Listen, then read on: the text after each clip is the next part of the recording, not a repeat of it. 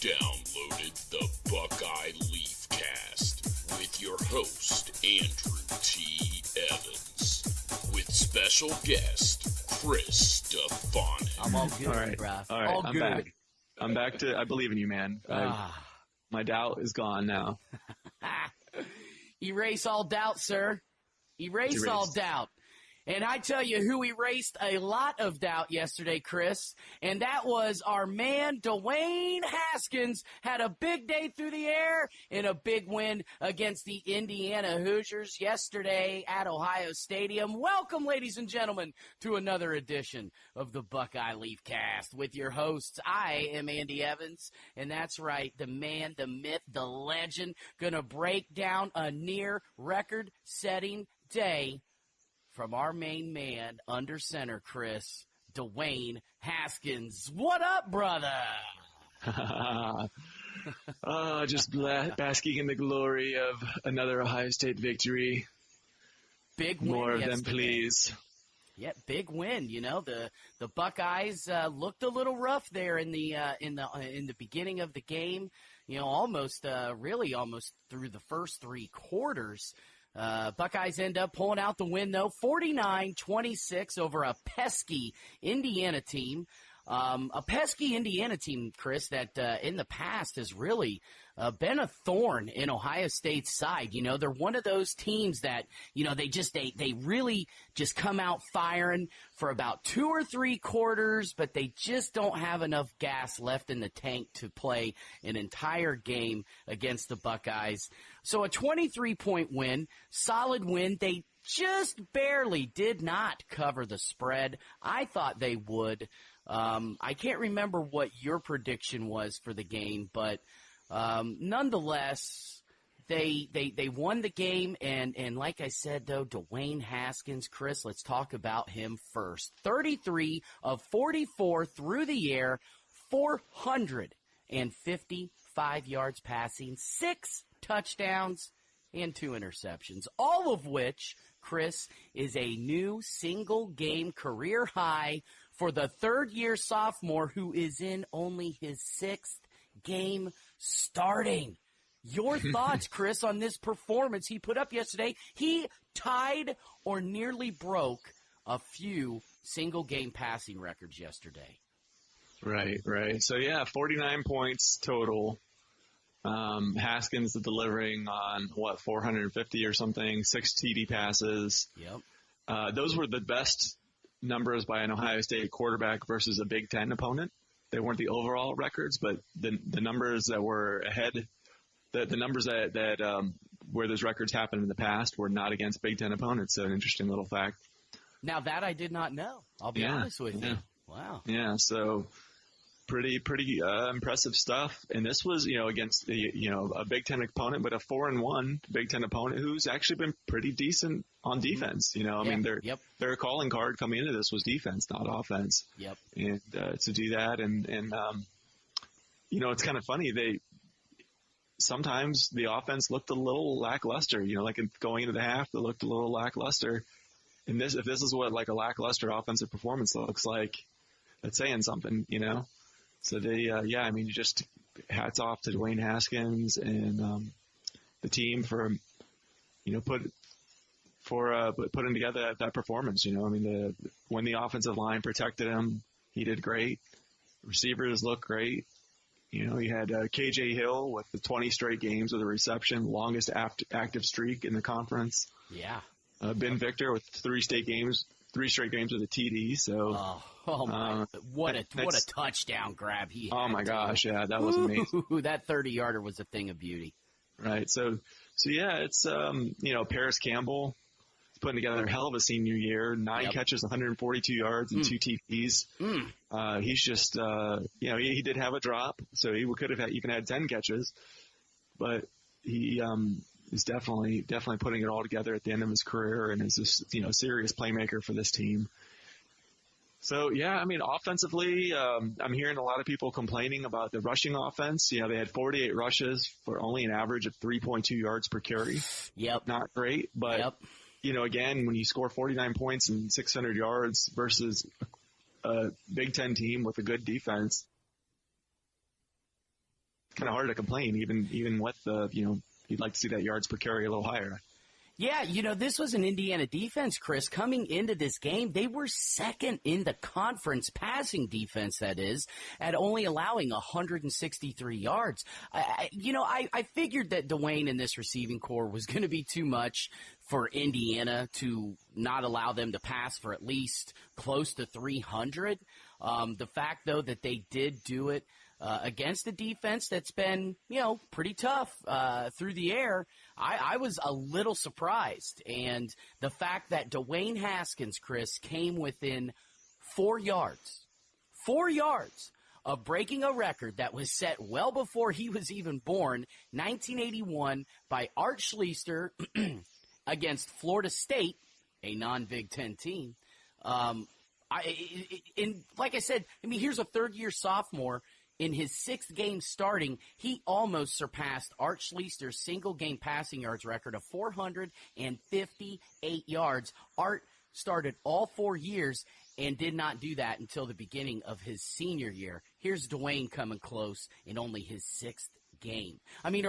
Is this a little too much love for Dwayne? What can we pick on, about Dwayne yesterday? Of course, there were the 2 interceptions, right? But were those interceptions his fault? One of them, he was getting hit in the backside, the blind side, and lofted one up over the middle. And, in fact, I think both interceptions he was under an intense blitz. Right. Yeah, he looks human when he's blitzed, if you want to nitpick. But again, we're talking the kid's 6th start when he gets blitzed. We've seen plenty of times where he stood in there knowing he was going to get hit and delivered a strike. So he is, he's just not,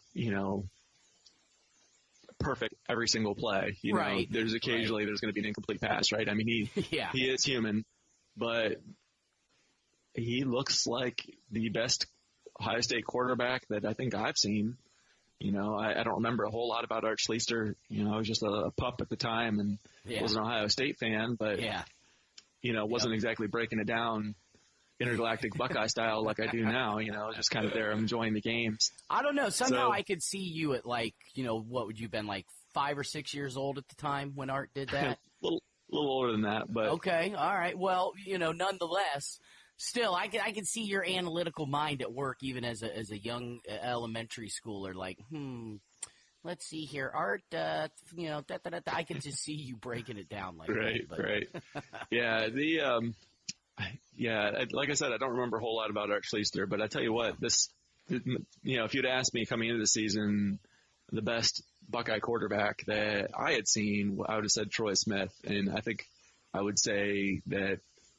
Mr. Dwayne Haskins, I would put him ahead of Troy Smith at this point. Whew, boy, that's a heavy statement for a third-year sophomore who's only 6 games in to say that you think he is better than Troy Smith, a guy who took Ohio State to a national championship game and won a Heisman Trophy in his 5th, senior year there.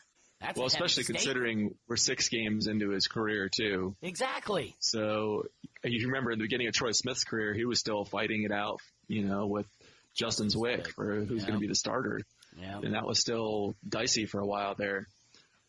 The kid's amazing. So he's completely revamped Ohio State's offense. They've transformed what they look like, what they do.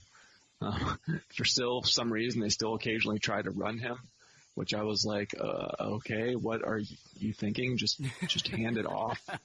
Well, you know what? They're still going to try and at least keep the defense honest and run a little read option, with the quarterback. 7 carries yesterday, 7 yards, had a longest run of 8 yards. So 6 of those runs went for a total of negative 1 yard. So still, though, I think, they're going to try and keep the defense honest by running an occasional read option, if that makes any sense. I don't think it makes any sense. I know what you're saying, but to me, I'm like, okay.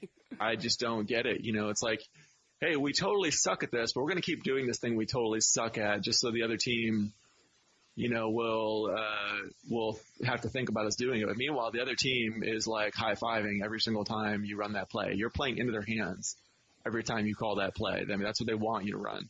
So I don't get it personally. I just don't we're going to have lots of run pass option next year when Dwayne Haskins is making millions and Tate Martell is leading our Buckeyes up and down the field. But let's save that for Tate. It's play to the strengths of the players. I don't know. I just don't get it. Well, I could see where they would want to keep the defense honest a little bit. But to your point, yeah, I mean, Dwayne is not a read option quarterback. He's just not, He's got some scrambling ability, decent set of wheels. Certainly not the fastest quarterback we've seen here in Ohio State history. I mean, compared to Troy Smith definitely had some wheels, whereas Dwayne he's not Bernie Kosar. He's not. He's not totally lead-footed. Yeah, right. Exactly. Yeah, I mean, if the the Red Sea parts in front of them, he's just looking at like 20 yards of green grass. He can run and pick up a few, but they should never do a called run. It should only be on scrambles in that situation where he's got man coverage and it just parts in front of him, and nobody's open, then take off. So, and that's traditionally what his running has been. I mean, I didn't take count yesterday, but I would say the read option. He probably. I saw at least three. I was going to say three or four. Yeah. 3 or 4. So, of those 7 runs. I was cursing every one of them. Of those 7 runs, let's just say 3, and there was a sack, which in college football counts as rushing yards, not passing yards like the NFL. But that one sack yesterday was the only sack given up by the offensive line. But Urban did come out during his post-game presser and say that there are some issues on the offensive line they need to correct. And I think you're seeing the fact that they, shuffled some guys around, and, most notably Michael Jordan from left guard to center. You've got a true sophomore in Thayer Munford who is starting. You've got Malcolm Pridgeon, a fifth-year senior transfer, who is finally getting his shot to start and has kind of battled some injuries throughout his time here at Ohio State. Excuse me. You've got Demetrius Knox, who had to fill in for Brandon Bowen last year. So it's not like he's a totally new starter, but this is his first, season actually starting from the beginning. So you're seeing a little bit of a difference on the offensive line than what you saw last year, because of, some seniority and some new faces there and some, new positions on the offensive line. So do you agree with Urban that you think there is a little bit of an issue with the offensive line? And maybe is that coming into play as to why we're not seeing quite the rushing totals like we've seen pretty much every year that Urban's been here? Well, you're seeing definitely there was times when they were not creating any kind of push versus Indiana in the running game. So if you look at the runs where they had success, usually you'd see Ohio State opening up a hole or pushing the Indiana off the line of scrimmage, moving that line of scrimmage, right? And where they were stopped, you'd see somebody getting pushed backwards. Typically one of the guards, the play would get blown up when one of the guards would get pushed back, and Malcolm Pridgeon probably being the worst offender, because for the most part, Knox has been pretty good at running the ball this year. So I was a little worried about him coming in, but he's been pretty decent. I think the right side of the line, Prince, Knox have been overall a lot better than the left side of the line, and Michael Jordan's been really good at center. So, but I mean, they're inconsistent. I mean, I did see Prince get beat for one of those times when Haskins was pressured. Prince just completely whiffed. So they're inconsistent, I think that's the problem. And in pass, I'm probably more worried about them in pass protection than I am run protection, strangely enough, just because really when they've played quality defenses, they've been able to get pressure on Haskins. And when they get pressure on Haskins, he goes from, looking all world to human, and with the way the defense is playing, if they're playing against a really good team, they're going to need him to look all world, because I think of scares me. We haven't gotten into that yet, but man, let's switch to that real quick here. So, coming into this game, the Buckeyes were 9th in the conference in defense and 50th in the country. And then they give up. Talking about total defense? Right. And, that was allowing 357 yards a game. And, they gave up more than that. So I'm assuming they're going to drop whenever that's tallied, right? So, in the first half alone, they give up 20 points and 317 yards. This was, the most points and yardage in a half all season. To their credit, they did clamp it down in the second half and held them to, I think, a total of 406 yards. So pretty small amount in the second half. But also keep in mind here, Indiana doesn't have a good offensive team. I mean, they struggle to put points on the board against freaking Rutgers, And yeah. Their 2 starting wide receivers were out. So, they weren't out yesterday, boy. They were torching it. That Nick Westbrook and Jayshun Harris, they're tough. Both of them actually over 100 yards receiving for the game. And I thought those weren't starters, though, because they had that guy, Wop, whatever his name is. I'm like, oh, yeah. I know. I'm like, yeah, isn't that a racial slur? We're now allowed to say WAP now? But hey, that guy's that's name. His name. That's his name. His name, WAP, something or other. And they had some other guy. I can't remember what their names were, but I don't follow Indiana football. Neither do I. I know this is a big surprise probably to everybody listening to this, but I don't have their roster memorized. But my understanding was their 2 starters were out. Now, to their credit, they didn't allow a running quarterback to run all over them like they did the week before with Trace McSorley. So, I mean, maybe they corrected that, and in the second half, maybe they corrected that. I don't know. I don't know if it's like, did they just wear down Indiana because Ohio State has a lot of depth, or was it adjustments at halftime? I think Shano said they really didn't make adjustments at halftime. It's just the players. He basically said he tried to be diplomatic about it. I'm trying to remember the exact wording of it, but basically something like, we're doing our best to coach these kids to make plays, which is, the nicest way of saying, players need to make plays, and Pretty that's much, in the second half. The second half they made plays, in the first half they didn't, So, well, and I think really you got to give some credit to Indiana. Maybe this is a good football team, or at least a bowl eligible football team. They're a Big Ten team. And once again, this is in Indiana, or should I say once again, Indiana, especially since Urban has been here in 2012, Indiana's given Ohio State fits. Like, for some reason, these kids just get up for this football game. And I think, emotion can, obviously, we all know this, right? Emotion can play a lot into, going out and hitting the field, hitting the court, hitting the ball diamond, the boxing ring. I mean, whatever. You get pumped up and fired up, man. You're going to play at a level that they're probably not going to play at again for the rest of the year. Seriously, except for maybe at the end against Purdue, who's, their big rival. And that actually might turn out to be a game this season. But at any rate, I think it was just the emotions that Indiana was feeling coming over here. They've always traditionally given Ohio State fits. I think they were just fired up and ready to play, and they just honestly gave Ohio State their best shot. Yeah, I mean, 4-1 coming in. They did beat Virginia in the non-conference schedule.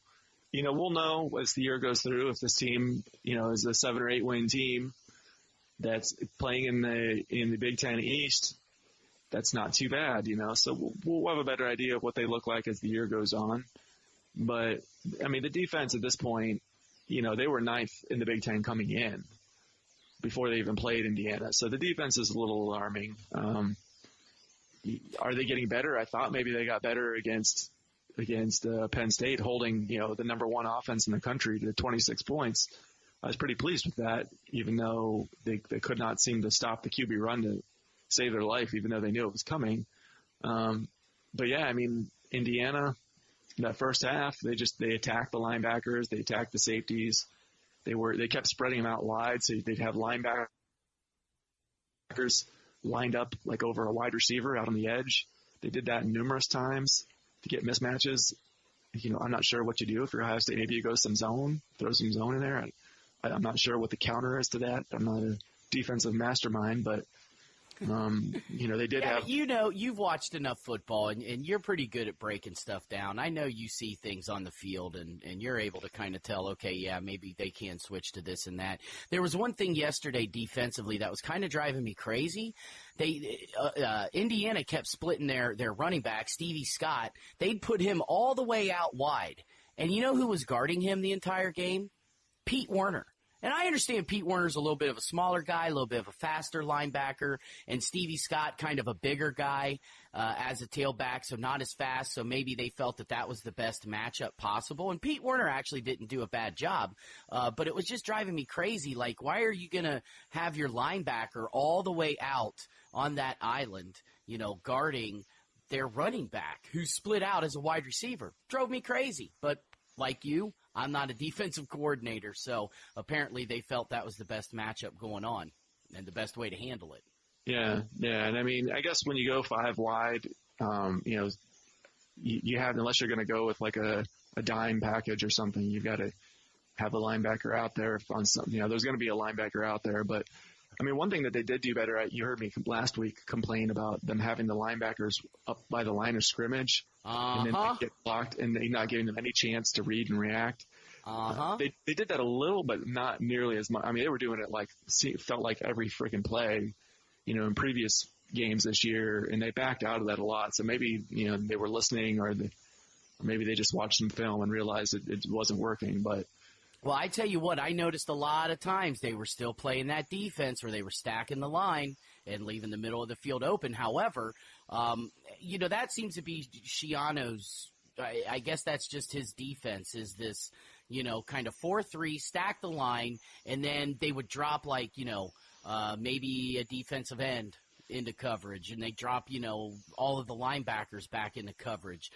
There were other times, though, they would blitz. So, I mean, obviously you want to come with the same look, but then switch it up there, at the last minute when the ball is snapped to confuse the quarterback.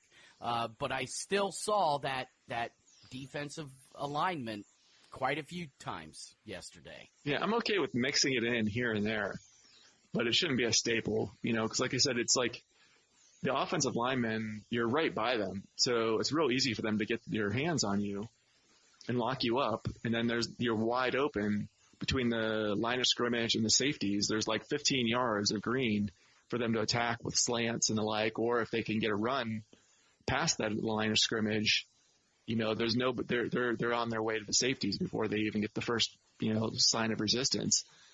And it doesn't give them also, what they do, the guys that are dropping backwards, they're having to turn their back on the line of scrimmage, take their eyes off the ball, and sprint backwards to a spot, and then turn around and trying to find the ball again. And it's just not working. They're struggling to then find the ball. They're struggling to take good angles. Once they do, back them off and give them a chance to read the offense. It's just. Yeah, enough said. I think you get it. Well, in the defense, they hold Indiana to 26 points. But, that score, that 23-point win, largely thankful to the offense. Peyton Ramsey, he had a day yesterday against this Ohio State secondary that we've talked about, Chris, that we're a little shaky on. And quite frankly, they proved yesterday that a average Indiana quarterback can throw all over them without their best receiver, which, to your point earlier, Whop Philyor is his name. Whop Philyor is Indiana's main guy.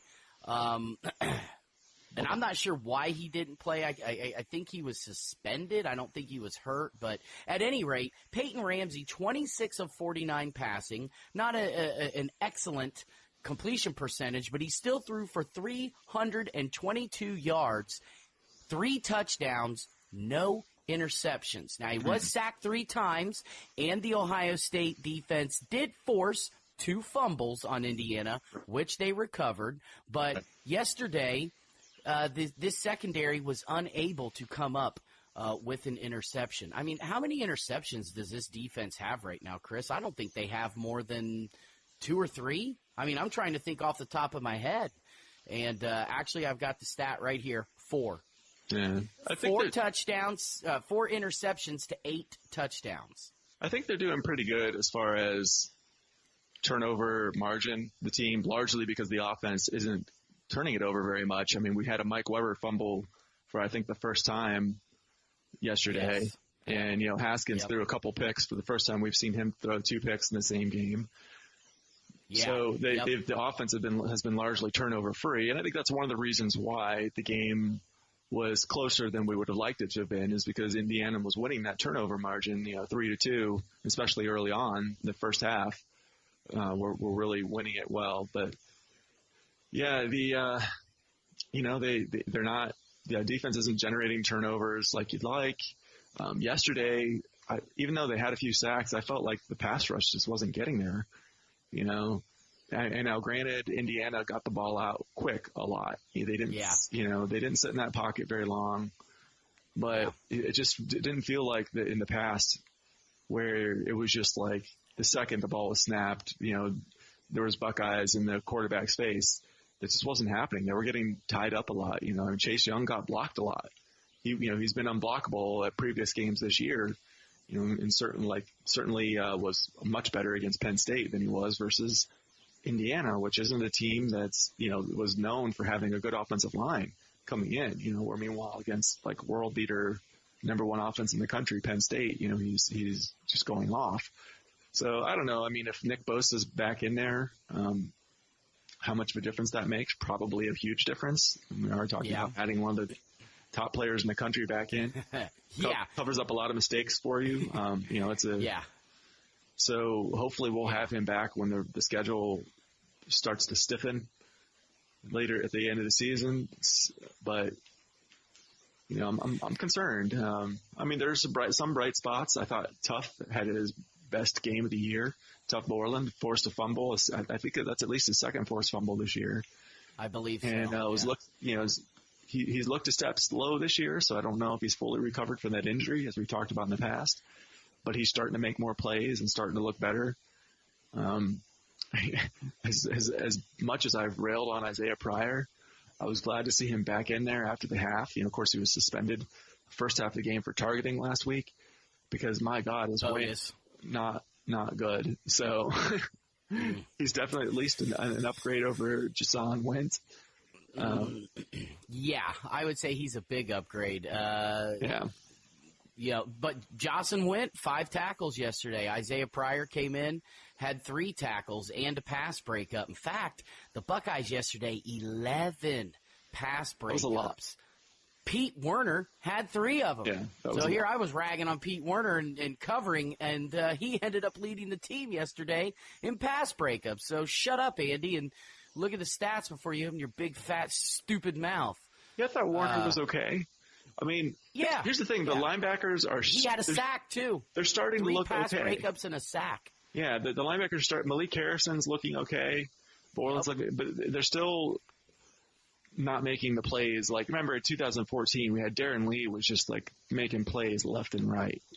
I think that's the thing, is that we have a tendency to, and this is human nature, right? I mean, we have a tendency to kind of look back and compare them with past, players. And I'm sorry, but, Pete Werner, Tuff Borland, Malik Harrison, are they NFL linebackers? I mean, Darren Lee, Josh Perry, I know I'm off the top of my head forgetting a few other guys that I should be remembering, but, those are obviously NFL linebackers. Right. Yeah, Raekwon couldn't even start on that 2014 team.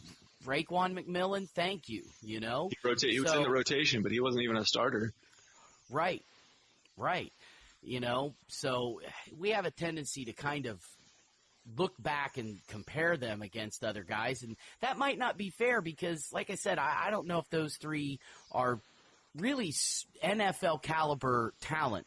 Whereas, Raekwon, Josh Perry, and Darren Lee all drafted, in the NFL. So might be a little unfair to have those lofty expectations out of these guys. Thankfully, we do have some NFL caliber talent on the defensive line to mask the mistakes, like you said, that the rest of the defense makes at times. So maybe a little unfair, but I agree with you. They do seem to be coming along. I think that Tulane game, was really the low point, and they answered the bell and the criticism that they claimed they didn't pay attention to. Pete Werner said that during this last week before the Indiana game after Penn State, said, yeah, I don't really pay attention to, social media and what's being said and blah, blah, blah. And yet after the game, he specifically liked a tweet that I sent out while sitting in the press box tweeting out for Columbus Wired. So I'm like, okay, of all the tweets that you're going to sit there and like you liked Columbus Wired, we've got like 70 followers, dude. It's, crazy. The low amount of followers we have, and yet here's Pete Werner liking something on Twitter that he probably had to specifically go out and he had to seek that out specifically on Twitter. You know what I'm saying? So right. For these kids to say, oh, no, I don't pay attention to social media. Yeah, right. So I'm sure that they all heard the criticism about their performance against Tulane. They came with it last week, and to your point, they had, all of them had pretty good games this week. Pete Werner, once again, 4 tackles, all solo, a sack, 3 pass breakups, which led the team. Malik Harrison finished with 5 tackles and a pass breakup, and then Tuff had 3 tackles, 2 for loss, 1 was a sack, and he forced a fumble. So, yeah, what the hell? I mean, are they getting better? Should we be worried? I even heard some criticism last night on my way home, local talk show here in Columbus. And, the callers were, some guy got on and, the linebackers, and this is pathetic, and we need to figure this out. And I thought, well, they didn't have that bad of a game today. Like, why are we still kind of ragging on the linebackers? Yeah, well, I mean, here's the thing, I guess. It depends on what your standard is. I mean, like I said, Indiana's not a great offense, and for a half, they really took it to Ohio State. Now, the overall totals in the game, especially the overall total points, was not bad. But when they're playing if this is what Indiana can do to this team, 300 yards passing and a half, what's a good team going to do? Like, what's a Purdue going to do? Or what's, we'll see down the road who we're going to play in the playoffs if we get, are fortunate enough to get there. So, that's the concern, and the secondary, at this point, what's the bigger concern, the secondary or the linebackers? Because the linebackers are starting to show some signs of life. But yeah, Damon Arnett has never been great. Nope. Sheffield looks really good a lot of times. He's like sporadic. But yeah, he'll have like, his whoa, and then all of a sudden. Yeah, he's not total lockdown. And another thing, you have to take into consideration when you're looking at the secondary, it's not just the yardage they give up, but what about these penalties? Where they're good for pass interference, defensive holding. On the total on the day, Ohio State had 9 penalties for 82 yards. Mm-hmm. A big chunk of that 82 yards was on the secondary, and that's not like an aberration. We've seen that a lot this season. So it's like, when in doubt, just throw it up for grabs against the secondary, and either you complete it or you get a defensive penalty. Or I guess the other option is. It's incomplete and there's no penalty, but you know what I mean? It seems like an awful lot of the times it's completed or you get a penalty, which is a pretty good result if you're the opposing offense. So of the 9 penalties, just to let you know, 1, 2, 3 of the 9, 3 were called on the defense, or I'm sorry, of the 9, 5 were called on the defense, and of those 5, 3 were called on people in the secondary, which for some reason they've got Jalen Harris listed as committing pass interference. Yeah, that's not right. That's definitely not right. But Kendall Sheffield was called for a hold, defensive hold. Jordan Fuller was actually called for a pass interference. And then the other 2 penalties, surprisingly, were on Draymond Jones for being offsides and Chase Young for defensive holding. So Well, they're missing some calls because, I mean, you had the call, the roughing the passer on Chase Young. I remember that one vividly. But, let's break this down real quick here. So Sheffield. Yeah, that is weird. Sheffield's not listed. That's not listed. Yeah, Sheffield's pretty good, but still, he's not locked down. He's not like Denzel Ward. Almost never even balls even went his way last year because he was just like such a lockdown corner. Marshawn Lattimore. I mean, he was just like completely locked down, right? Previous cornerbacks here. Sheffield is he's a good starting quarterback, but he's not locked down. No. Then Arnett is pretty shaky. He gets beat a lot of times, and and he gets a lot of those penalties on him. He's one of the worst defenders as far as the penalties go. Fuller, I thought, was an All-American candidate coming into the year, and he played really well last year. He's not been quite as good this year as last year, and I don't know if they've switched him from that like free safety to strong safety, and I'm wondering if they should maybe think about moving him back to free safety because he was just a total ball hawk and playmaker last year, and this year he's kind of taken a step back. The other safety position, we've talked. I mean, it's like Isaiah Pryor has not lit the world on fire, to say the least. He's missed a lot of tackles, taken really bad angles, leading to all these 90-yard runs and passes. Backups coming in. Wint is even worse. He definitely doesn't look like an Ohio State caliber player. A lot of these guys are young, so maybe a year or two down the road, Wint will turn it around. I remember Lattimore looking awful one year, and then the next year he's all world. So there's still time for them to turn it around in their careers, but I don't know if there's time for them to turn it around this season. Wade has looked pretty good in there, and he's the nickel guy. I like Wade. And then you got like Okudah. When they go to these nickel and dime packages, when they're rotating cornerbacks in there, Okudah's not really looked that great. I mean, again, he's still young. Freshman last year, I think maybe one career start to his name when Denzel Ward sat out the USC game. So still a lot of time for him to improve. Still tremendously talented, and I still think he's going to be a pretty good player by the time it's all said and done. But right now, he gets beat a lot. So the secondary worries me. I think they're good enough to go 12-0, 13-0 with a Big Ten title. Certainly bad enough to drop a game though sometime between now and then. They come out and have like a 5 turnover style game, or just to come out and they could easily drop a game. Let me just put it that way.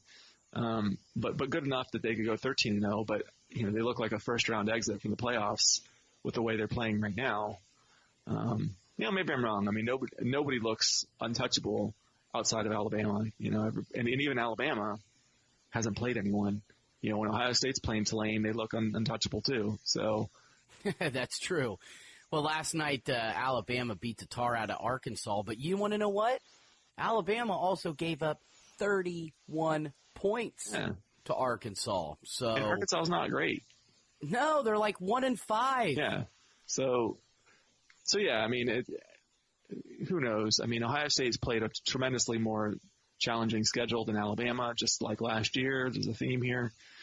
But take it for what it's worth. But yeah, I mean, if you want to be, that doesn't look like a national championship level defense to me. No. I don't think, unless they make big strides between now and the end of the season, they need to at least be decent.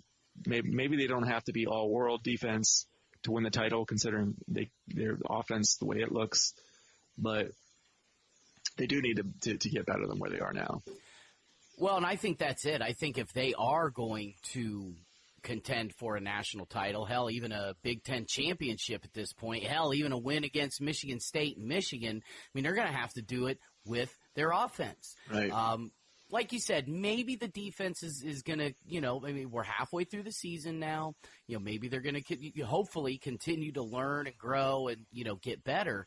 But at this point, it definitely seems like if anything is going to happen as far as Ohio State making it, to the Big Ten championship game and hopefully the Final Four, it's got to be because of the offense, not the defense. Yeah, I think that's, once again, we compare, what's going on now with what's happened in the past, and that's just normal human nature.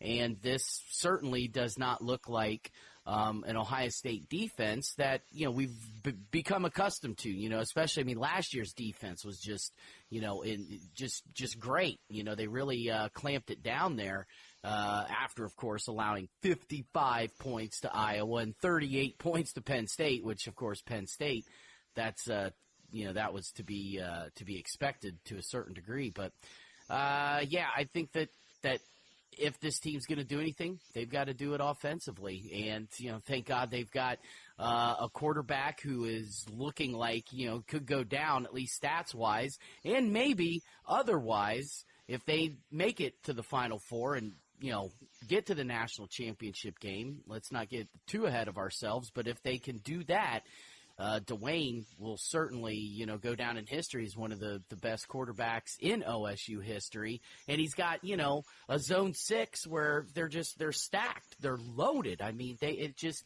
at least 6 or 7 guys that that he can count on. And they just sprinkle them in throughout the game. And, is he going to go to Dixon? Is he going to go to McLaurin, Campbell, Mack, Victor, Hill? He's got so many guys to throw to. And if for some reason the passing game is not going like they would like for it to go during a game, hopefully they got 2 guys in the backfield that we can, that he can rely on to hand the ball off to and get the job done. Because that's been a little bit of a sore spot, too. And you just touched on that a few minutes ago about the rushing game. And that was one thing also that Urban said in his post-game presser was that, very, alarming. I can't remember the exact word he used, but it was something to that degree that, the rushing attack not anywhere near where he would like to see it. And it is got to greatly improve. 3.2 yards a carry against Indiana. They should have been able to run for 300 yesterday. And I really thought because Indiana looked, at least on paper, to be as strong as they were against the pass and not as strong against the run, that they were going to crank up the running game yesterday and really get that out there and get some reps, if you will, some game reps of running the football. And it didn't really happen. They still ran collectively for 154 yards. Dobbins, 26 carries, 82 yards, a score, but he had that 3.2 average. And then you look at Weber, 13 carries for 70 yards. Not a bad average of 5.4 yards a carry, and he busted off a 21-yarder. Is Dobbins not looking as crisp right now this season as he was last year? And is that because of the offensive line, or is there maybe something else going on with J.K. Dobbins? What do you think? Well, he was getting 7 yards a carry last year. So, that's very impressive, obviously. So, what is it? Is it, you would think that with the way they're able to throw the ball, that the running game would open right up. In the past, exactly, teams weren't even scared of the passing game with, JT back there. And they were able to get, Dobbins was able to get 7 yards a carry. So obviously they've got to be, pooping their pants a little bit going against Haskins. This guy is amazing. And yet they're, not running the ball at will. So it's definitely, I don't think it's Dobbins. When I look at it, it's really the line. When the line blocks, Dobbins looks good. Weber looks good. Yeah. That was yesterday. The line was blocking much better for Weber. I think it's just coincidental on the plays when Weber was in there. And so Weber had better stats, at least on the average. Where for JK, if you look at the ones where he got stopped for a loss, there's several times he got stopped in the backfield. Yep. You'd see somebody on the offensive line getting blown up. And this is the thing, is all it really takes is like one guy to get blown up, and it ruins the play. That you'll see that a lot. You really need, football is such a team sport. If, everybody's not doing their job, it can ruin, you can have 10 guys grading out an A on the play and one guy grade out an F, and you lose 3 yards because of that one guy. Yeah. It's just the way it is. So the line needs to be more consistent. I would feel much better about this team running the ball and especially their ability to improve going forward if we still had Ed Warner as the offensive line coach. That guy was just a wizard with getting, as a position coach, getting players to play. Not so much a wizard as an offensive coordinator, but but I digress. Yeah, he was definitely great at coaching offensive linemen. However, his offensive play calling was somewhat to be desired. I didn't realize he's at Michigan. Did you know that? Yeah. Oh, yeah. Why did I not know that? That's crazy. Like, I saw something, I don't know, the other day, it was like a couple weeks ago, I saw something online about him giving a quote about, I'm just, concerned about, Michigan football or whatever. I'm like, what the hell is he talking about? And I went and read the article, and I'm like, you got to be kidding me. I had no idea he went from Minnesota to Michigan. Yeah, and he's thrown some shade at Ohio State since going there. I mean, if you recall, he was not very happy when he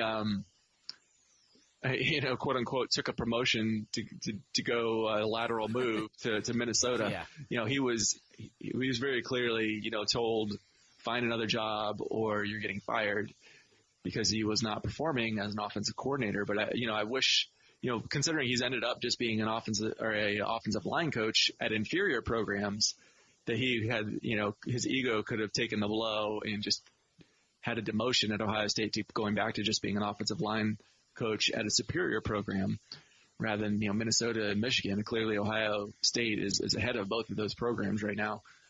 But, I think that was too much for his pride to take. And it's a shame because Coach Stud is just he does not appear to be the same quality of position coach. Warner was just a wizard back there, but it is what it is, Exactly. So how about this? Yeah. In your life of following the sport of football, okay, ever seen a team use 3 defensive timeouts in the first 9 minutes of a game? Speaking of coaching. Oh man. Yeah. First of all, I'm sure I've seen it before. It's just not recalling it off the top of my head. But, yeah, that was like, okay, you called a timeout like 2.5 minutes into the game. And I'm like, all right, this is interesting. And then a couple of minutes later, another timeout. And then a couple of minutes later, another time. I'm like, you just burned all 3 of your timeouts in the first quarter? Right. What is going on? Yeah, no, that was perplexing. I could not believe it. I was flummoxed. I guess I shouldn't complain because after Penn State, if you remember, they had that chess match of calling 3 timeouts on that final play of the game. On the final, and Shiano definitely won that. He called one. Franklin calls one, and Shiano calls another one, and definitely got the better of. I think he put the Jedi mind trick on Franklin and got him to make that awful call, and clearly saw it coming. At least that's what he said in the press conference afterwards. Was after that second timeout, he's like, "Okay, coach, they're going to run the read option. Here's the play to stop that," and it worked. But yeah, I just thought that was a bizarre thing. Yeah, that was about the silliest thing. I mean, they, like I said, 2.5 minutes into the game, they call a timeout after like 5 or 6 plays. Actually, let me see here. 1, 2, 3, 4, 5, 6, 7. The 7th play into the game, Ohio State called a timeout. And then Indiana's next drive, they called 2 timeouts within 1.5 minutes of each other on the same drive. Right. With 6 minutes to go in the first quarter, Ohio State was out of timeouts in the first half. Yeah. 6 minutes to go in the first quarter. Yeah, I'm a big fan of saving my timeouts for clock management at the end of the half. Well, yeah, absolutely. But, hey. And especially, it's not like it was helping them a whole lot because they gave up 300 and some yards in the first half, 20 points in the first half, but. Yeah. But you know what? Is it not great we can sit here and nitpick after a 23-point win. And that'll conclude part 1 of the Buckeye Leafcast. Be sure to download part 2 later in the week, where Chris and I preview Ohio State's upcoming game against Minnesota, as well as the college football playoff and who's in and who's out.